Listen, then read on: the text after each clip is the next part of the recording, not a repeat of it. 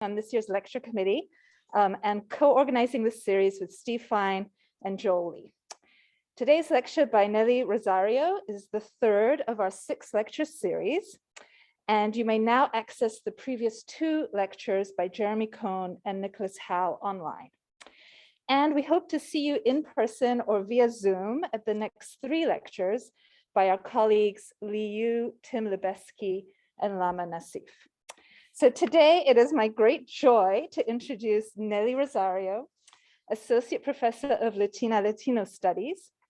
Nelly is a creative force, and as part of her great creative power is her ability to bring together people and areas of inquiry.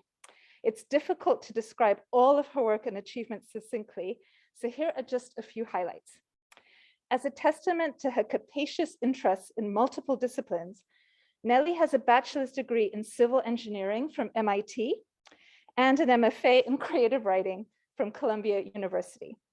Her 2002 debut novel, Song of the Water Saints, a novel, is the story of 3 generations of Dominican women whose lives span from the early 1900s in the rural Dominican Republic to 1990s New York City. It has been described as brilliant, electrifying, restless, and deeply moving, and it won a PEN Open Book Award. When I read it, I could barely put it down, and I can't recommend it enough to you all. Since this novel, Nelly has written fiction and nonfiction pieces, including her first short graphic novel, and many scholarly articles as well. She's also served as the Assistant Director of Writing for the MIT Black History Project, and is the project curator of the exhibit Technology and the Dream at the MIT Museum 2021, 2022-ish. Okay. Today, Nelly will be talking to us about her new speculative novel in progress, How the Medicines Go Down, a novel that, quote, offers reparative visions of a not too distant future populated by people of the global South who reclaim stewardship of their own well-being and that of their environment, end quote. After her talk, we'll open the floor to Q&A, and I'll be fielding questions from our audience on Zoom. But for now, please please join me in welcoming Nelly Rosario.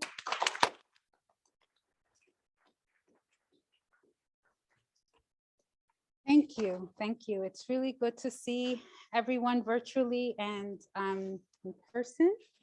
I want to dedicate this lecture to the people of the waters that are never still. Acknowledging that Williams College stands on the ancestral homelands of the Stockbridge Munsee Mohicans, the indigenous peoples of the region now called Williamstown.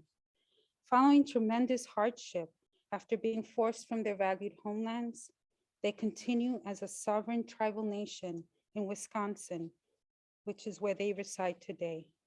We pay honor and respect to their ancestors, past and present, as we commit to building a more inclusive and equitable space for all. I also want to thank the lecture committee, the Latina and Latino Studies program, and the Williams College community for making this event possible. And always my deepest gratitude to my parents, my daughter, my family, and my ancestors. Today is extra special to me personally and professionally.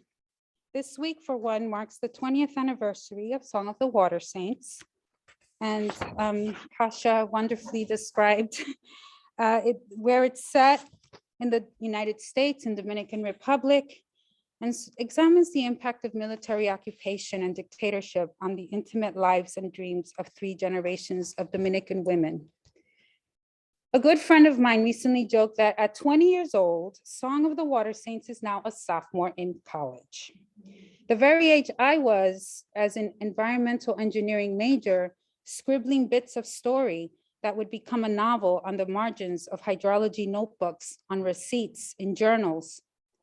I spent a good part of those undergraduate years struggling to reconcile academic knowledge and ancestral knowledge, vocation and invocation, left brain and right brain. The one assigned textbook in my major that I most remember as having a profound effect on my later approach to writing was Ohanian physics for engineers and scientists. It opens with a survey of the world of physics, presented as photographs of both the large scale and the small scale worlds in successive powers of 10.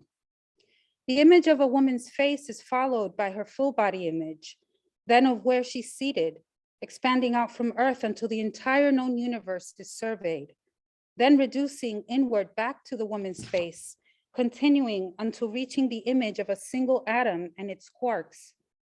The chapter clearly pays homage to the short 1977 documentary, The Powers of 10, by Charles and Ray Eames.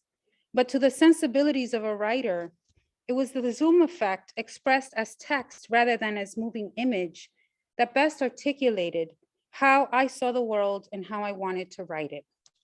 After all, it's the similarities across scales, the fractal nature of our existence that gives power to metaphor and to the ways in which we move through a chaotic world. How in the microscopic structures of dried human tears, I see an aerial map of my Williamsburg neighborhood in Brooklyn. How the arrangement of frame stories in 1001 Nights brings to mind childhood memories of the mosaic patterns formed by the patio tiles in the house of my late Aunt Mazonga in Puerto Plata. How women living with HIV/AIDS in South Africa have found healing through body mapping art therapy. How archived in our DNA in the palm of our hand and in constellations of stars is the entire library of our life. Essentially, writing is the vehicle through which I explore the powers of 10 beyond the realm of matter, past the quark and past dark energy, to that quiescent point where the limits of both scales meet. Each of my characters is in search of the mortar that unites a collective consciousness fractured by generations of trauma. Since Song of the Water Saints, I've been working not so much as on a novel per se, but on a speculative universe that offers infinite possibilities for storytelling and for research. In both fiction and nonfiction, this fictional world offers reparative visions of a past, present, and future populated by people of the global South who reclaim stewardship of their own well-being and that of their environment. I have seen glimpses of this fictional world throughout trips to the Dominican Republic, Spain, Cuba, Mexico, Guatemala, Belize, Colombia, Ethiopia, Switzerland. Tentatively titled How the Medicines Go Down, the master narrative centers on a family torn between medical activism in the world at large and their obligations to intimate relationships.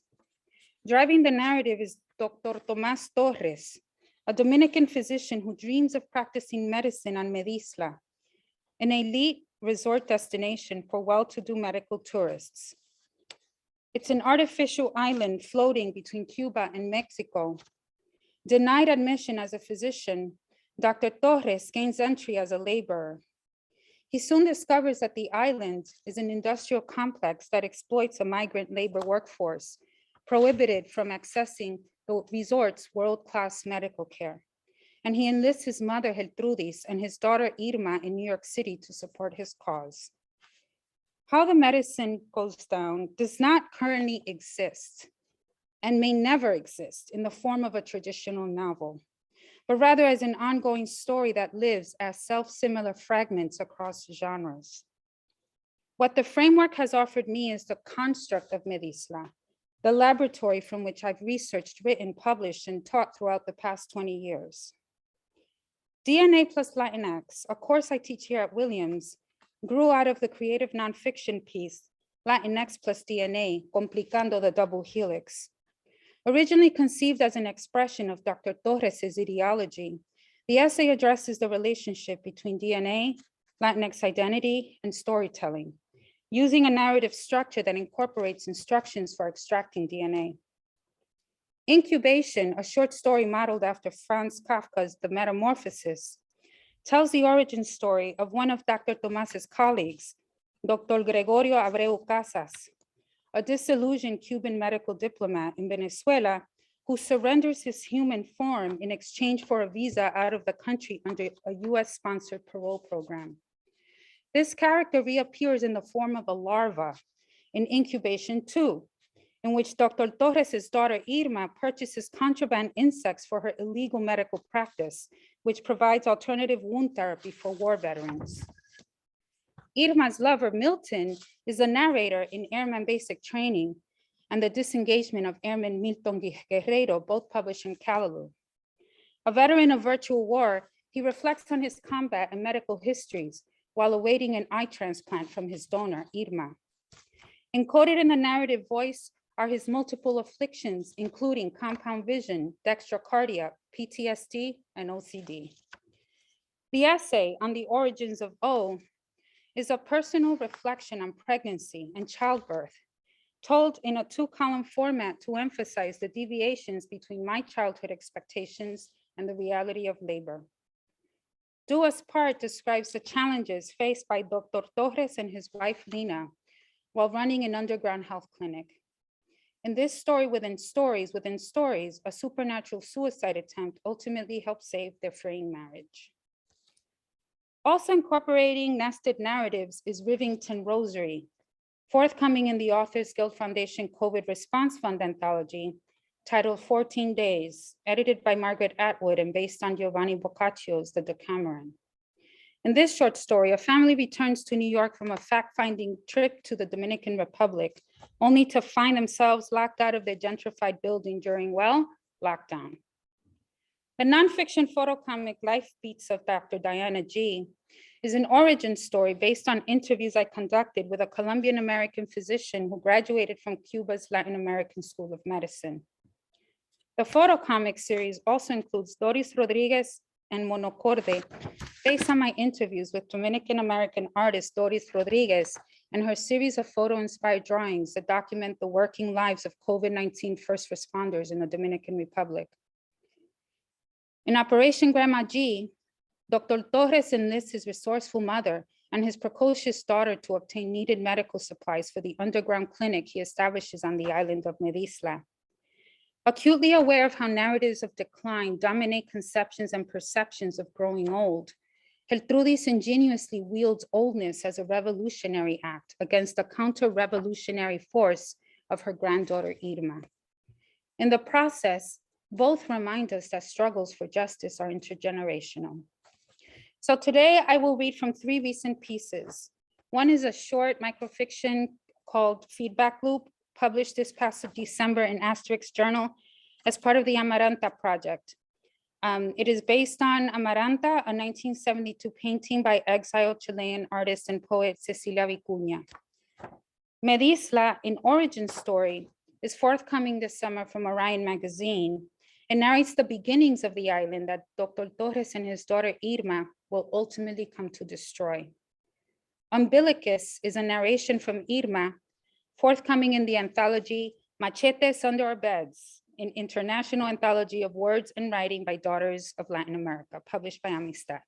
All right, this math is driving me crazy, so I have to do some sort of reverse engineering. I know it's probably gross, but I have to switch it. I'm sorry. Okay. All right, here we go. Thank you. Feedback loop. Based on this painting, actually. Maker delivers you in a hermetically sealed translucent sleeve. In order for you to truly come alive, self-assembly is required. Begin by severing your parts from the packaging. Final cutoff from helping hand may leave birth wound on left shoulder. For instructions, don't rely on the phone enclosed by Maker. Neither should you attempt to dial the number listed in manual. An old man will instruct you to blind your firstborn eye before assembly. No manual or battery is included save for your own. Disconnect and rewire the phone line. Thread it behind the left breast and through the upper right chamber of your heart. Breathe, count, breathe. Once you feel yourself generating electrical impulses past 100 per minute, direct the gaze of your firstborn eye to the right, diametric to your wound at left. At first, you will make out a vision of self, a tiny, faint gray figure. Breathe, count, breathe. With each impulse, the current your heart siphons from the phone line will render the vision of self in vibrant color. Your gray tongue will blush too when it swells with the metal sweet taste of saffron. You will know that this vision of self is real enough to power its own flow. Breathe, count, breathe. Self-assembly follows Ohm's law. Erratic bursts of power will prompt voltage shock in this vision of self, which will attempt to regulate the current flow by blocking mouth and vagina with hands. Balance the current by aligning your second-born pair of eyes with the gaze of the firstborn eye, thus rendering a more panoramic vision of self. The current will flow with regularity between you both. The closer you align your eyes, the steadier and thicker the current. Breathe, count, breathe. Disconnect from the phone line. As the current between you condenses, it will emerge from the vision of self as a liquid cloth, taking on the color and aroma of amaranth. Using the remnants of the phone line, tether the first of this blood to a loom and swaddle your manufactured body in every thread woven. Breathe, count, breathe. As your body is enmeshed in red, watch your vision of self expand by magnitudes. Align your eyes to her eyes until perspective shifts. You become your own vision of self. Watch the manufactured body weld to the blood cloth. From the excess, weave a flag of triumph. You are now maker.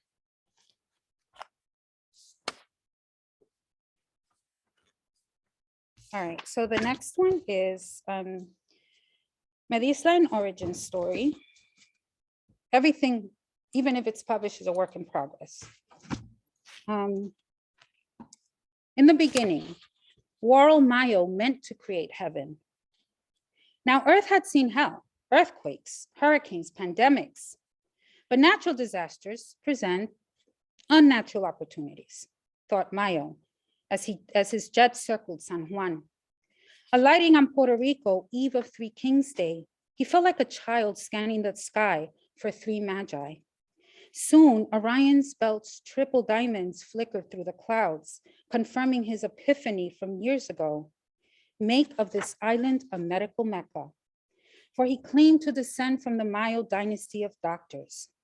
As I am of light, I see the light, he said to the pilot, who crackled back, fasten seatbelts.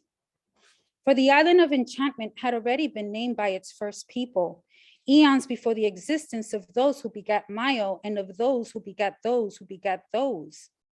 In what the first people call Boriquen, great land of great Lord, Mayo saw prophecy starring himself. In a promo filmed on Epiphany Day, he kneels at Catedral San Juan Bautista before the lionized remains of the island's first governor. Surrounded by clergymen and pharmaceutical representatives, Mayo benights himself with oils derived from the native yellow tree boa, Chilabotrus inornatus, to his people. He tells flocks of big pharma angel investors, power you lend me, I shall return by powers of 10. And thus empowered, Mayo woos the island's present governor. Let me gather medicine men here, and gold shall pour from your sky. But the governor defers. This can be so if greater Lord says it so. Bespirited, Mayo raises his chalice to the camera. That Medisla be the Vatican of healing arts, and my people be the Holy See. And also that it was good. But all was not good. Activists burned effigies, spewing epithets that only reignited Mayo. Then, he said, Oily Mayo shall build Medisla himself. He recruited investors in big oil, resurfacing in Dubai to announce his island building project. For if Aztecs built Tenochtitlan over Lake Texcoco, then Mayo would build a sovereign state by interlocking oil rigs where the Gulf of Mexico meets the Caribbean Sea. And it could be so, agreed powers that be. So Mayo flew to Cancun. As his plane about faced east, the morning star shone, and Mayo pictured 13 Venus orbits and 8 Earth orbits around the sun, a lotus. Medisla would lay between Mexico's Isla Mujeres and Cuba's Maria la Gorda, 600 feet above Atlanticu, the ancient ruins of the New World Atlantis. And feeling pharaonic, Mayo said, God will rest on this lotus. Mayo solicited design proposals. Winner, E. Cornet and Son Architects. The Son and Pop firm in Brooklyn comprised Antonio and the neurodivergent Milton, his son. These are duds, papi, oh, said the boy after weeks of sketching. We need a first and last. Antonio was used to his son's hexasyllabic speech form, but often struggled to grasp the meaning, content encoded in those 6-syllable sentences. What do you mean now, said Antonio, burnt out from all-nighters, crackers, instant coffee. Alpha and Omega. Milton had stopped sketching to alphabetize books on the shelf. Those go in size order, sighed Milton, too exhausted to move. What's an A and a Z, Milton mumbled, collecting scattered volumes of the Arquitectura, a beginning, an end. Antonio nodded off until a wind in his ear woke him. Here is our ticket. Milton raised his sketch of a human ear superimposed on an inverted fetus. First sense made, last to go. Milton pointed to ear, then fetus. Map God on the island.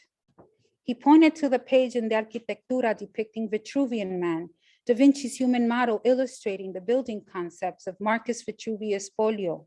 Huh? Draw four-armed, four-legged man? Antonio rubbed his face. De Arquitectura, guide for building projects. And with thumb and forefinger, Milton cupped Vitruvian Man's face. A fetus equals ear equals 1/3 face, 8 faces a body, body equals fetus, a fetus equals ear, as above, so below. And Milton bowed to his father. And like a lotus in mud, understanding dawned on Antonio. Oh, Vitruvian Island, image of man who is image of God. Antonio took the boy in his arms. According to Mayo, the design was anatomically flawless, structurally stable, of both perfect and mythic proportions, drawing a straight line between human anatomy and the divine creator of man. By divine design, medical specialties were mapped to respective anatomical zones along 7 chakras. Zona 7, the head, featured a medical school, psychiatric facilities, places of worship, all protected from trade winds by a hairline of medicinal trees alongside the northernmost coastline. 8 extremities fanned out into the ocean as terminals. Lower fingers formed cruise ship ports. Upper fingers formed airstrips converging at airports in each hand. Forming the arms and legs were highways lined with seaside resorts, rising from Zona 5, the vocal cords, a radio tower.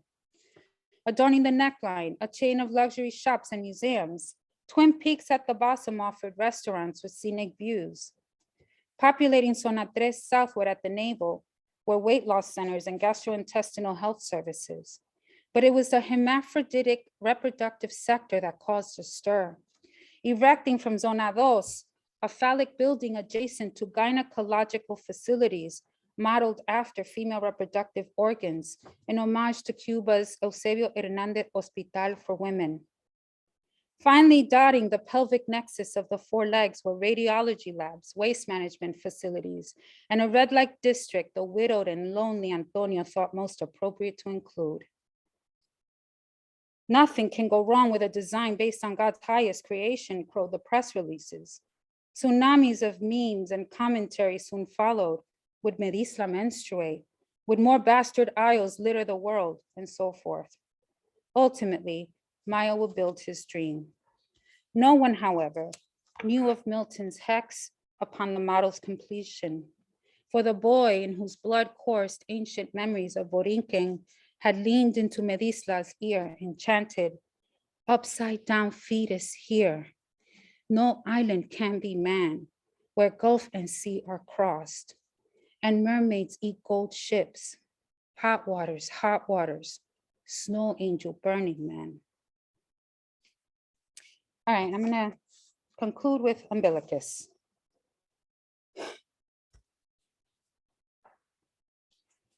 The navel, where revolutions start and end.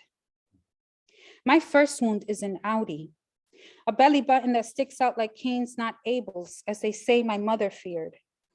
They also say she didn't raise me and that her name is Eva, supposedly. Everything about my origins is a supposedly and a dike, a lip curl and a shrug, palms held up. The worst is my grandmother calling me dike whenever I ask about my father, her saintly son. He'd already been out of the country a full 11 months before Eva gave birth to me. Women like her eat apples and spit out snake bones, says Grandma G. Women like Grandma G don't respect a mother who leaves the curing of their newborn's umbilical cord to her mother-in-law, in this case, Grandma G. Or a mother who disappears before her baby's terrible twos, leaving it to nurse on dry breasts, in this case, Grandma G's. But women like me question women who question all women, in this case, Grandma G. Why, for example, did she sell off my umbilical cord blood without my mother's consent? Are my stem cells sitting in a cord blood bank somewhere, still waiting to be hematopoietically transplanted? Whose bone marrow did my stolen blood replenish? Am I now more related to them than I am to my supposed grandmother? Grandma G may have always doubted my blood, but in the end, she was the one to rub the stump at my belly with coconut oil, press it under gauze and a coin bearing the face of Juan Pablo Duarte, and then tamp it all down with surgical tape and a prayer. But not even the father of our country could stop the umbilical hernia caused by my crying fits.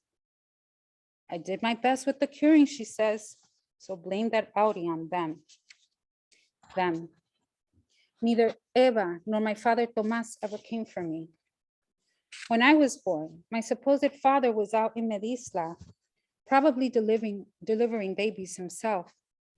As to Eva, another lip curl and a shrug. But love from a child is pure, infinite. I'd lie awake beside a snoring and hacking Grandma G, drowning in fantasies of my mother dressed in snakeskin pants, paring apples with my father's scalpel. In the moments before sleep would finally come, I'd feel my belly swell with light and my outie extend like an antenna towards the noise outside. From all the honking and barking and sirens and shots and laughter and fireworks, I try to isolate the metallic tenor of their voice. Their silence, I welcome too. Grandma G, you ever get a funny feeling in your belly eye at night? Mira, muchacha. In my teens, when I took to wearing crop tops and waist beads and navel rings, Grandma G could only shake her head and mumble, ese ombligo, as if my navel were a live wire in need of grounding. After kissing it, my lover Milton will one day tell me that Da Vinci used the navel, my navel, as a center of a circle in a square to simultaneously contain the human soul and body. But no matter how spread-eagled I lay on the bed now, I can no longer see from my belly eye. I go to a bruja. I describe feeling as if I'm excreting thick light through a circle and a square. It's your first mouth, she says, your spirit gate. Am I suffering from soul emesis, I ask? Her eyes narrow at mine. A breath later, she says not to worry, that the variety of bacteria in my navel rivals the biodiversity of the Amazon. After my birth back in DR, Eva buried the placenta, along with a book, at the foot of a ciguaceba in the backyard of Grandma G's house. No one knows how that mutt of a tree came to be, born as it was from the ceiba and the ciguaraya. People would come to see it, pray it, sing it, cry it. So many pilgrims that Grandma G began to charge a tree fee. Tongue started wagging about her businessified ways. So she let the toilet overflow in hopes that people would understand. Each time pilgrims came, the roots of the ciguaceba would swell and invade her septic tank. The tree fees went towards paying the brujo plumber Tefo, who would ceremoniously prune the swollen roots from the septic, careful not to disturb the ancestors. Placenta? Who came up with that word anyway, Grandma G? It's Greek for uterine cake. Whoa. And what would they call the frosting? Now go to sleep, carajo. So if I ate fruit from that ciguaceba, Grandma G, would I be a cannibal? Mira, muchacha. And what was the book you got buried, Grandma G? Y qué sé yo, you have to write that yourself. Wrapped in a plastic bag inside a metal box. Wrapped in 2 plastic bags inside our toilet tank. Grandma G hoards a stack of letters from my father. During sleepless nights, to the sound of her snoring and hacking, I read them all. They arrive each morning through Fat Franklin, a courier from Medisla, who Grandma G only receives during the day when I'm at school. This I know because I'm not at school, but off with Milton. We go to free radical meetings on the roof of one of the neighborhood buildings. From up there, I see Fat Franklin park his motorcycle across the street at our building. Then Grandma G throwing down the keys from our bathroom window because she can't figure out how to buzz him in. Rumors have been spreading in the building that she cooks for him, that he leaves with gifts. Good, let them talk, she says. Revolution should look like love. Through Fat Franklin, she will keep sending medical contraband to her son in Medisla, the only man who's ever had her heart. I should have been my son's daughter instead of you, Grandma G once told me. But in this life, all she can do is nurse her bizarre sibling rivalry by hiding his letters to me where she thinks they belong, beside the toilet's fill valve. In those letters, her son, Dr. Father, hides his own grief behind the 4 valves of the heart through leaky anatomy lessons addressed to me.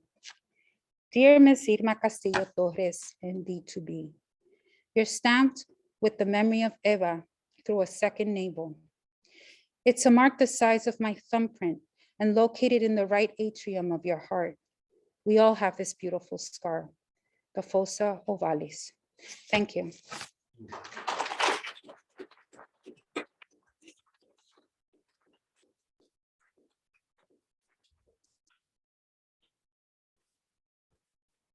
Okay, what happens now?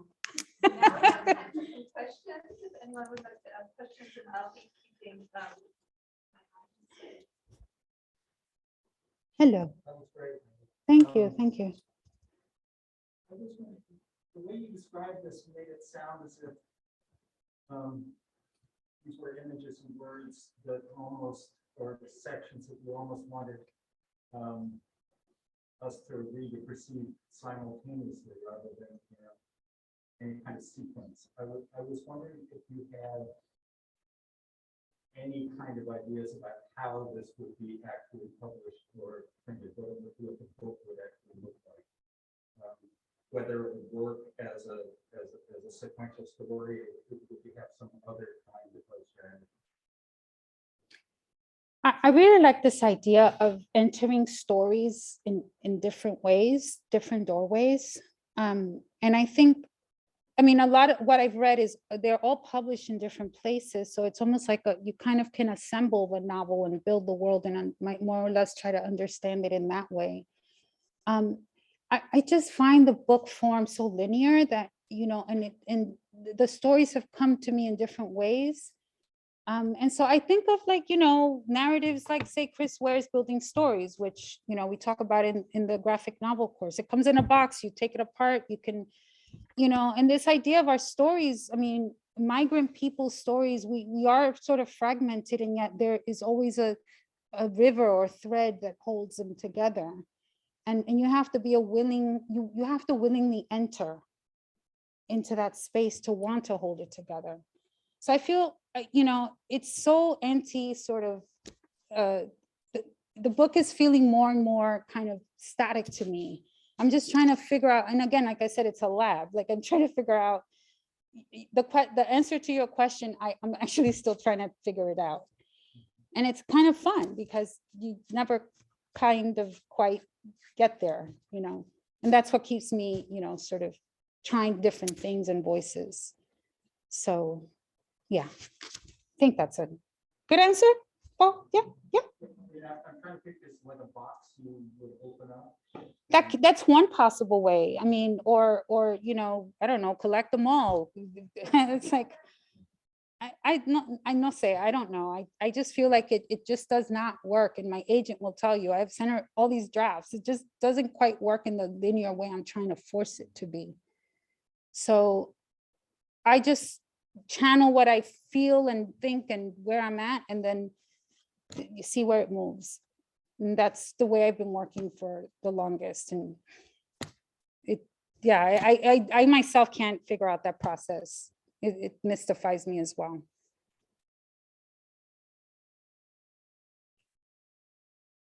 Hey, Becky.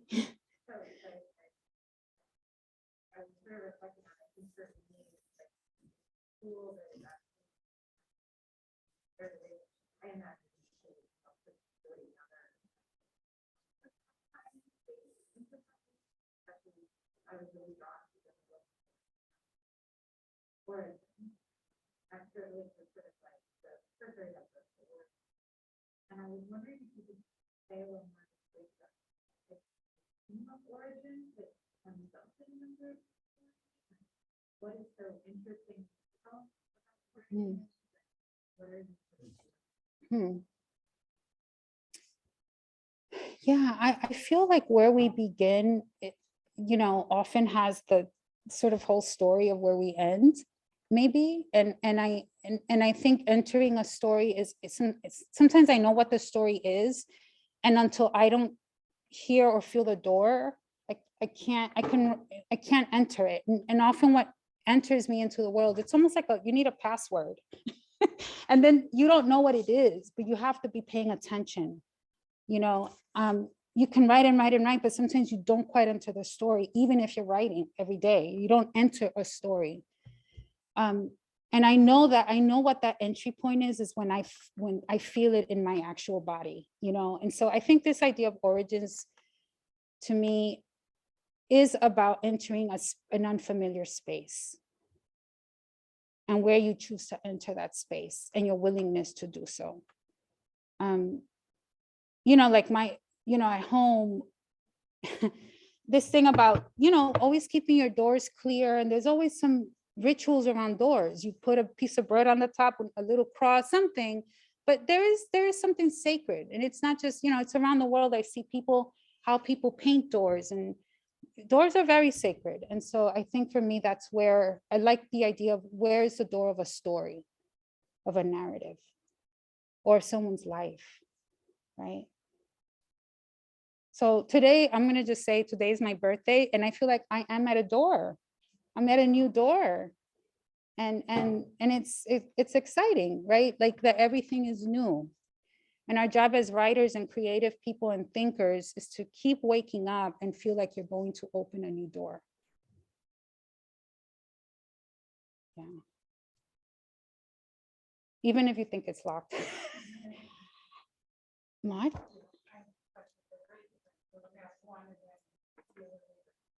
first one was the comment even the published works are still drafts.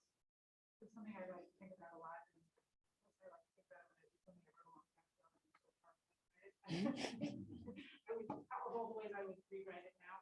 But I'm just curious if you could reflect a little bit on that relationship to writing always being even when you've sent it off. Because you want to leave the door open. You don't want to close the door. Right?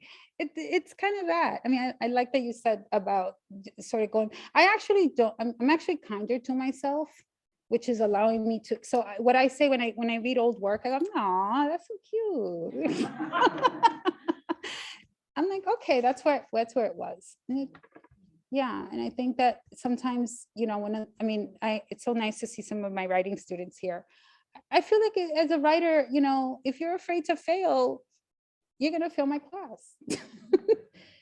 And I think as writers, you need to jump. You need to, and you cannot be a perfectionist. Yeah, you can do all the cosmetic and the grammar and the mechanics, but I think that is the death of like a good story, is this idea of perfection, which I think over the years I've learned to let go of, So does it feel like you're, I have the instinct or have an impression from listening to it, saying that in a sense you're writing one story.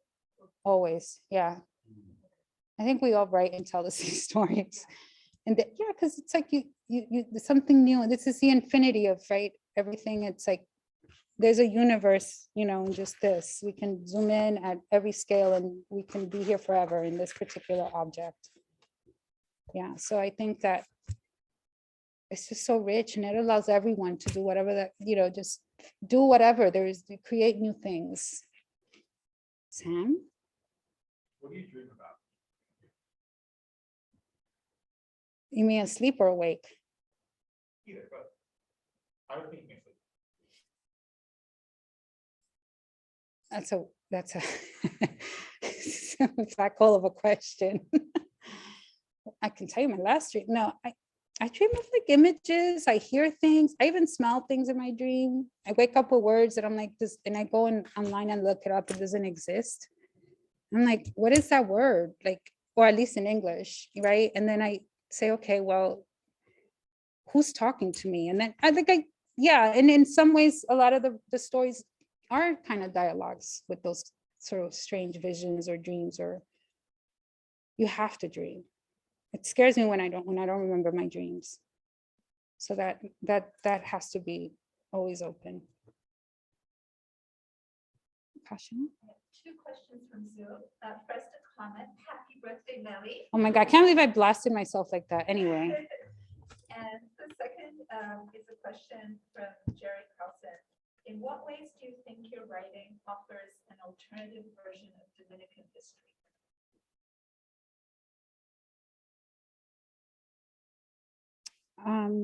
Alternative version of Dominican history. I mean, I'm trying to add more things to the question, as told by, as it actually happened, or as it is narrated in the textbook, or is it like, I mean, and there are all kinds of conditions, right, with the question. Is it alternative? Yes, in terms of the mainstream portrayal, right? We have very limited icons and sort of associations with that particular experience. But I think in the lived Dominican history, it's probably not that alternate or interesting, because I think the reality of what people live through is, it's hard to articulate and magical in many ways.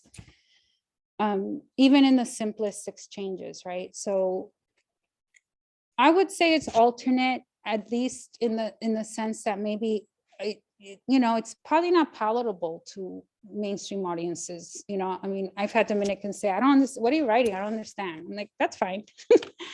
That's fine. And I think we need all experiences told in different ways by everyone. And again, Dominican is just one of many entry points. It's not a singular door. And I think sometimes the ways in which we have to move through the publishing world really wants you to step really through one corridor and stay there. So yeah, how can we collapse some walls, like genre or voice or language? That's, and not for its own sake, but because the story needs an extra room, right? Or do whatever needs to, so that the story can do something, that it wants to do. I think it's very abstract, but it makes sense to me. Oh, Amal and then Eddie. Hi. No, gracias. So you might talk a lot about medicine, healing, water, math. Writing about medicine and healing, and if you make a distinction between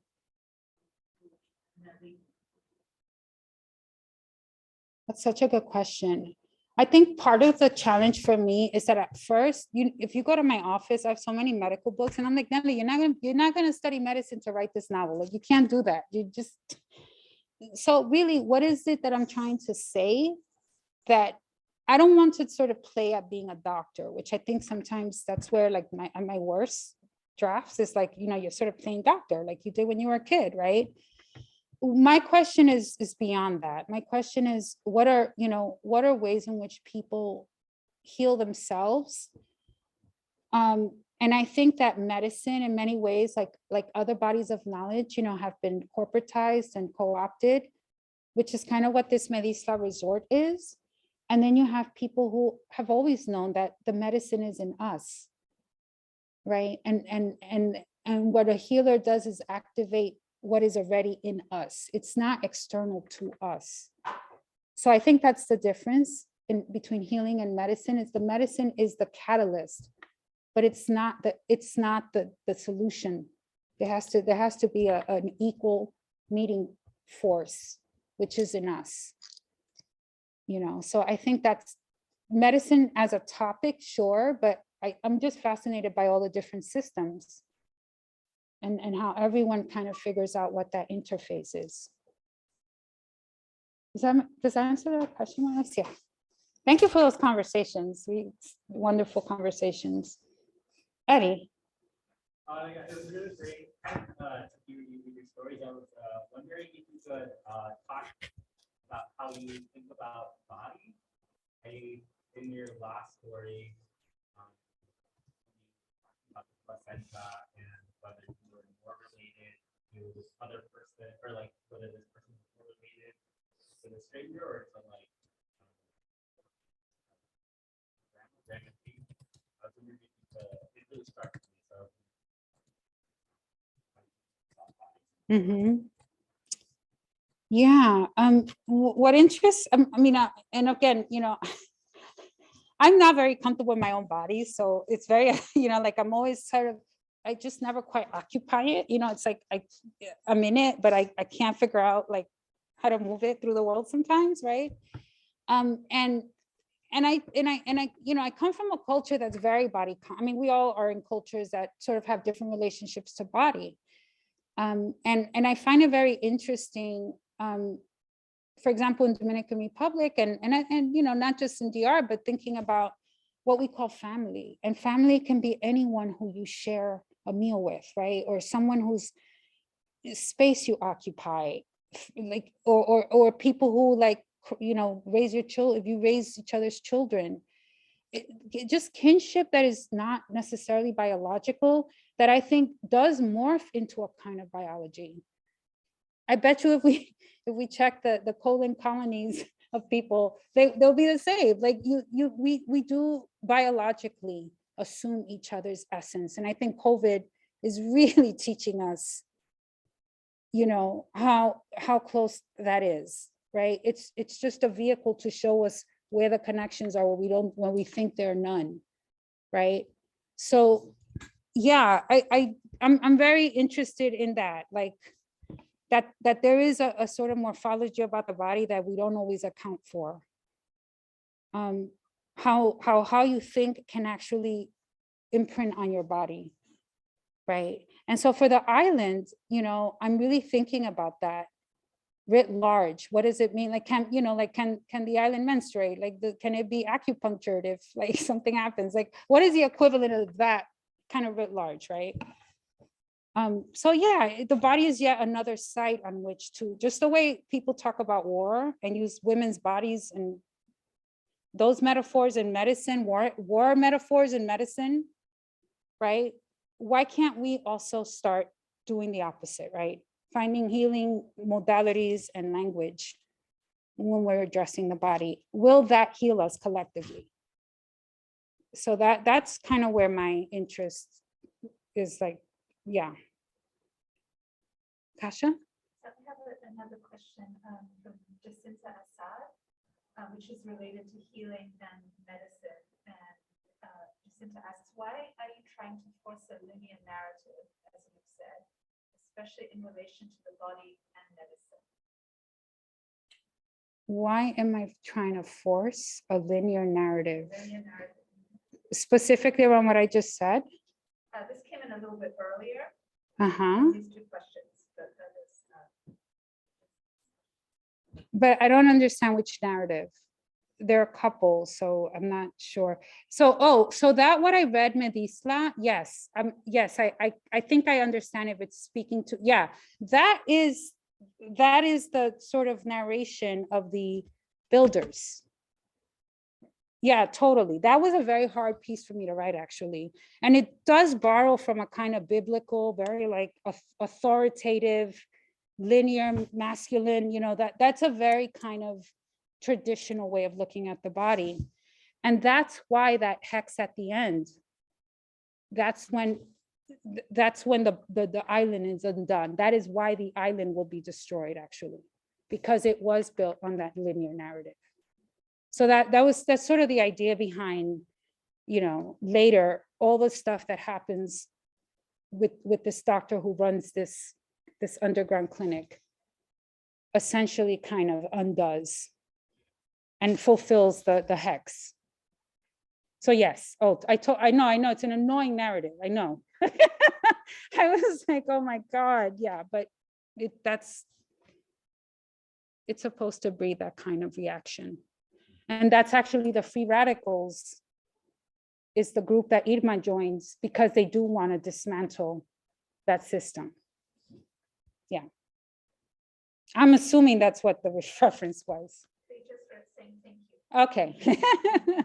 Thank you for being mad. Yes, Christoph. About the grandmother. I was actually very touched by that story. And I wanted to know, I don't think it's, I'm also building on one of the questions asked, I don't think it's random that the story about the placenta happens in conversation with the grandmother. And I'm the grandmother is usually the person who's responsible for transmission, who stands for tradition.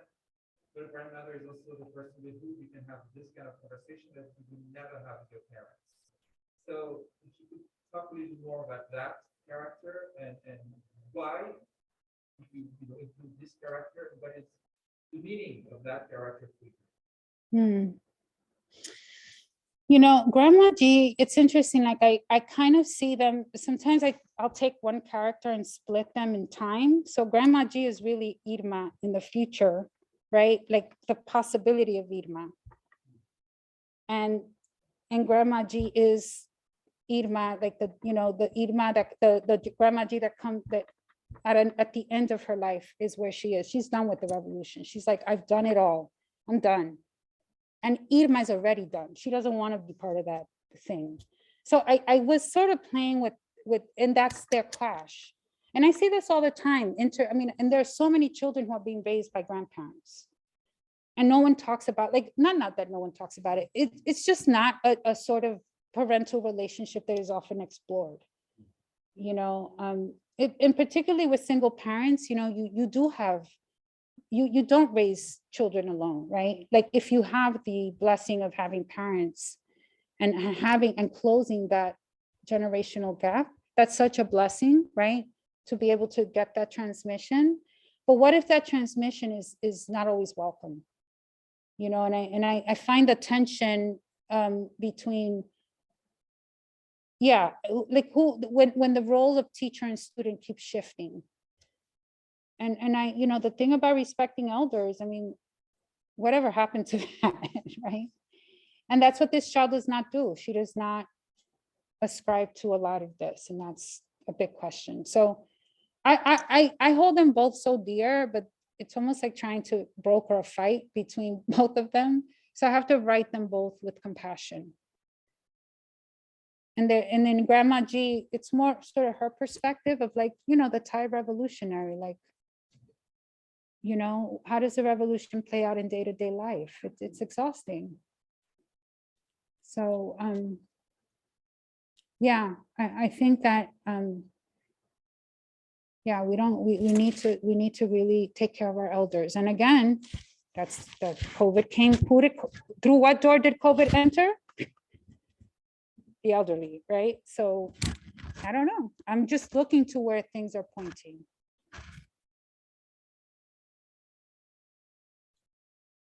Wow, time. We're good. Yes. I was wondering if this is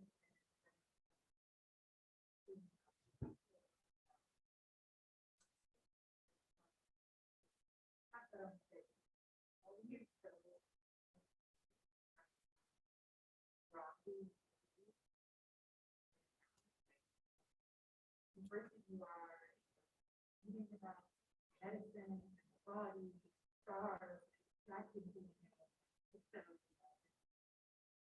but also the origin, mythology,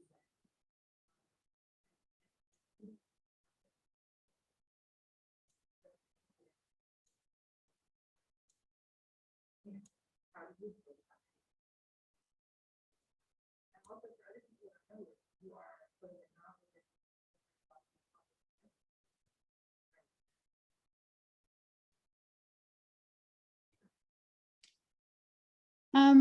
Thank you. Like, I mean, I don't think we're too different, Jackie, honestly, because I think all of us really, if we all go back to that child self that played for hours, that's what we did. That's all we were doing. I mean, no one thought of disciplines. No one taught you about what to play with and how to put something together, and that you're now in the realm of this and now you're doing that.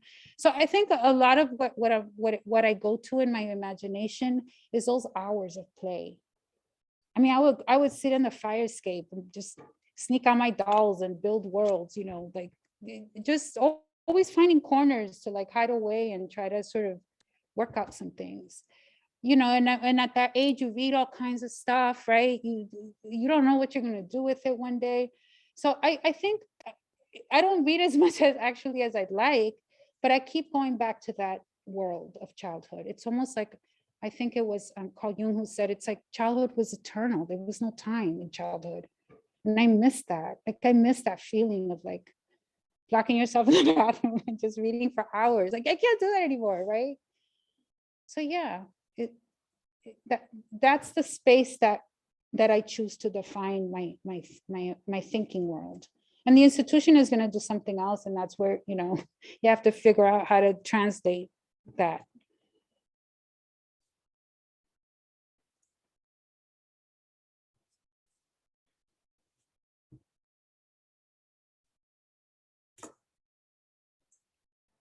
So no other questions. Please let us thank Nelly one more time for a wonderful lecture. Thank you all. Thank you. It means a lot that you came out with time. Happy birthday. Thank you. Thank you. All right. Go off and be fruitful, plentiful.